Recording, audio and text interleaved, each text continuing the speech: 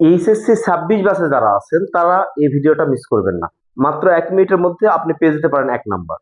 দেখেন, এই বোর্ডে যে এমসিকিউটা দেওয়া আছে এখানে লেখা আছে 31.2 এর পরিপূরক মান কত। এখানে কিন্তু লেখা আছে +31। +31 থাক, শুধু 31 থাক, দুটা কিন্তু একই অর্থ বহন করে। 31.2 এর পরিপূরক মান। এটা না হলেও এই টাইপের একটা এমসিকিউ আবার এইচএসসি 26 পরীক্ষায় থাকবেই। তো দেখেন, এখানে আমরা 31.2 এর পরিপূরক মান বের করতে হলে অবশ্যই 31-এর আমরা বাইনারি মানটা বের করে নেব।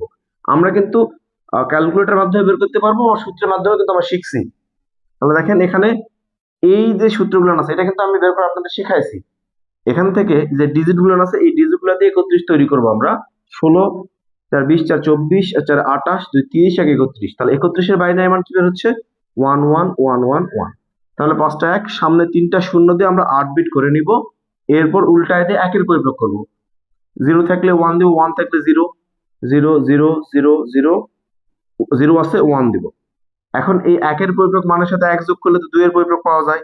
তাহলে এই 0 1 যোগ করলে কত হয়? 1।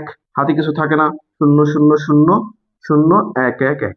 তাহলে এটা আমাদের উত্তর। এই দেখেন, ঘ নাম্বার প্রশ্ন, ঘ নাম্বার অপশন।